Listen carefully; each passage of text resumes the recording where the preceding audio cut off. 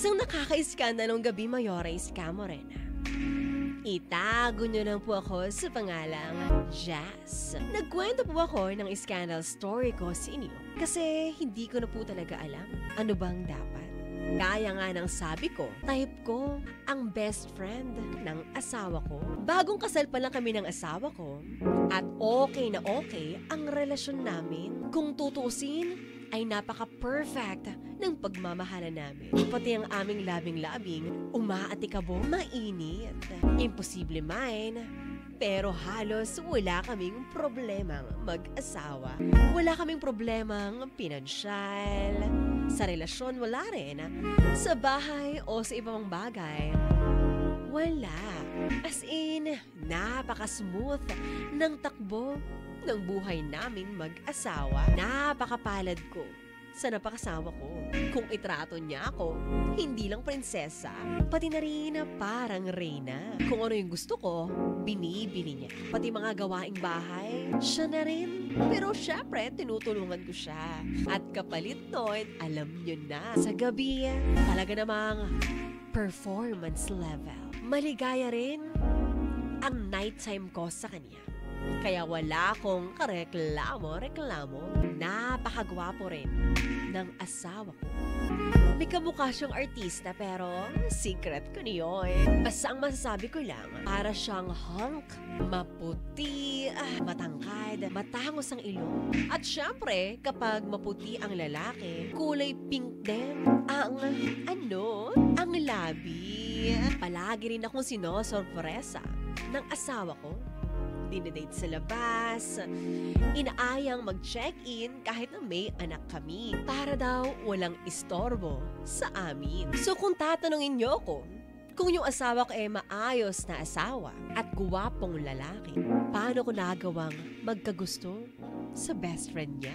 Hindi ko rin alam. Alam naman natin, di ba, na kahit anong perpekto ng isang tao, may pangit pa rin tungkol sa kanila. Mabilis kasi magalit ang asawa ko. Pero mabilis din namang maging okay kaming dalawa. Seloso rin siya, controlling. Ewan ko ba kung yan ba talaga ang dahilan kung bakit ko nagustuhan ang kaibigan niya.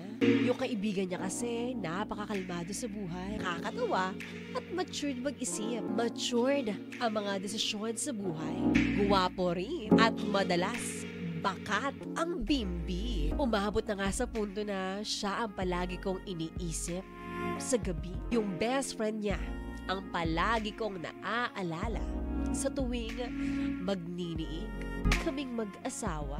Habang katabi ko yung asawa ko bago matulog, yung best friend niya ang napapanaginipan ko. Napapanaginipan kong may ginagawa kaming milagro. Lips to lips, tongue to tongue, cheek to cheek. Pero di pa naman umaabot sa mapanaginipan kong may nangyayari sa amin. Hanggang iyakap lang. At gusto ko nga, palagi siyang iniimbitahan ng asawa ko dito sa bahay. At one time, Mayora Escamorena, bumisita nga rito ang best friend ng asawa ko. May plano ako. Lalasingin ko sila. Parehas ng asawa ko. Ayoko namang magloko sa asawa ko. Ayoko naman na iputan siya sa ulo at traidorin sa likod. Kaya ang plano ko, lalasingin ko sila parehas para matikman ko ang best friend niya. At para di masabihang cheater o manloloko, sabay ko silang gagapangi. Alam kong mali, Mayora Escamorena, pero kapag naiisip ko, na-excite ako. Kaya naman sinakatuparan ko ang pangarap ko. Andito si best friend, andito si mister. Yung gin na tinimpla ko para sa kanila, nilagyan ko ng betchy. Mahina ang tolerance ng asawa ko pagdating sa ganito. Pero matigas ang best friend niya. Matibay, hindi na papatumba. Eto na nga, Mayora Escamorena. Yung mister ko, tumba na. Yung kaibigan niya, tayong-tayo na. Wala nang silbi kung gagapangin ko ang asawa ko. Kasi antok na siya. Tulog na tulog. Yung best friend niya, sabi ko nga, tayong-tayo. Kaya naman, dahil ayokong pagtaksilan ang asawa ko sa likod niya, pinagtaksilan ko na lang siya sa harap niya nang wala siyang kamalay-malay, nang hindi niya alam. Gusto ko sabihin sa best friend niya na gusto ko yun, pero ayoko naman masira ang friendship nila. Dalawa, ayoko rin Mayora Iska Morena na masira ang relasyon naming mag-asawa. Pero how can I resist if his best friend insists? Ang sarap kasi, Mayor. Ang sarap-sarap ng best friend niya. At gusto ko rin na palaging ganito. Mayora Iska Morena, hindi naman to pantatraidor, di ba? Kasi hindi naman sa likod niloko, kundi paharap. At gusto ko nga, kasama pa sana siya. Hanggang sa muli, Mayora Iska Morena. Ako po si Jazz. At ito, ang aking scandal story. Si Jazz na makiri, charot. Si Jazz na na-in-love sa best friend ng kanyang asawa. At namang dahil ayaw raw niyang magtaksil sa likod ng asawa niya, doon na lang daw sa harap. Ang galing-galing. Ako ka-winner ha, ano ba ang dapat gawin ni Jazz sa mga panahon na ito? Dapat ba niya ipagpatuloy ang relasyon na init sa kanyang best friend ng asawa niya? Or itigil na lang niya pero mas in love daw siya dito kesa sa asawa niya? Naku, mag-text ka na ka-winner ha, 0977-7000-915. O di kaya naman ka-winner, pwede rin mag-comment ka ngayon sa ating Facebook Live. Just search Mayora Iska Morena. Ano ba ang dapat gawin ni Jazz? Sabi rito ni Mary Joy Dumandan, isa kang literal na kare-kare. Kire-kire. Mali. Ako, Jess, ha? Ang sinasabi ko sa'yo, best friend yan ng asawa mo. Una sa lahat, nasira na ang relasyon nyo mag-asawa. And I'm sorry for that. Kasi nag-cheat ka.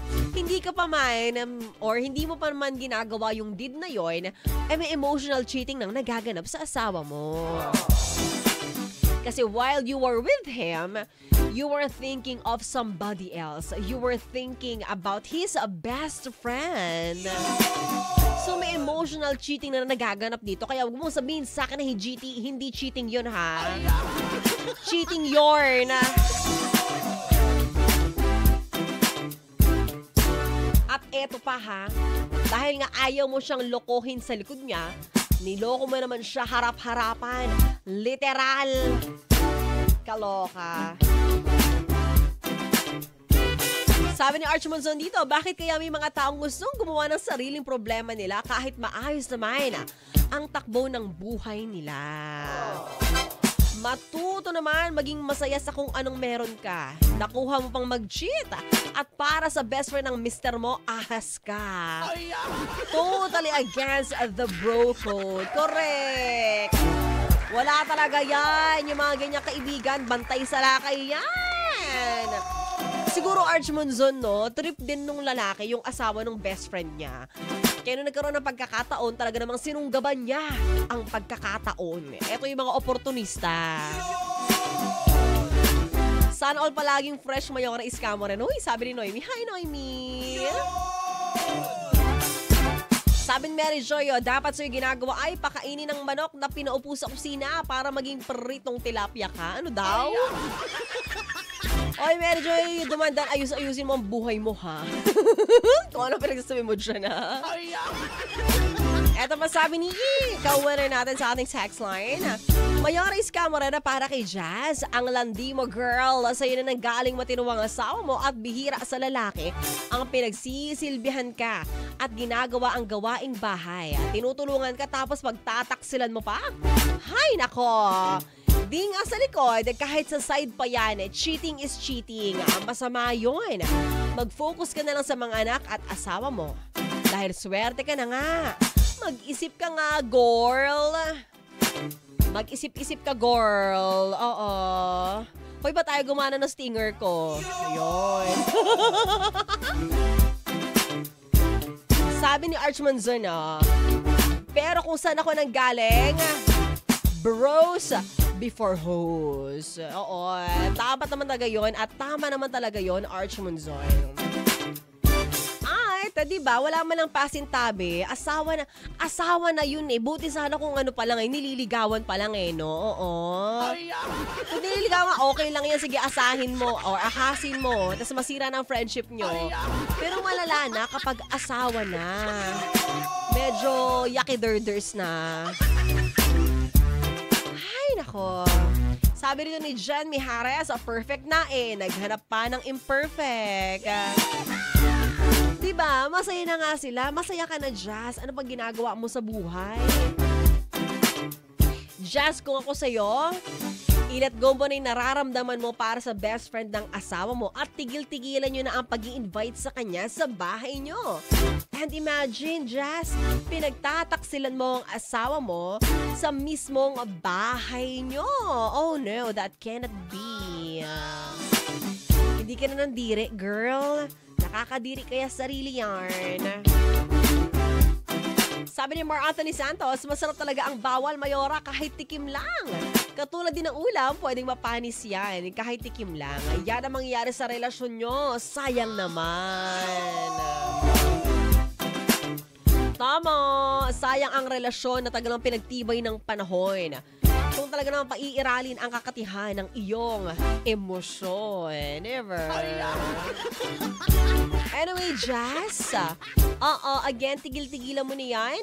I-let go mo na yung feelings mo sa best friend ng asawa mo. At kung may problema kayo ng asawa mo, be it dahil sa kanyang magagalitin, seloso, medyo controlling, alam mo, pwede yung pag-usapan yan na mag-asawa at yun talaga ang dapat. Communication is the key.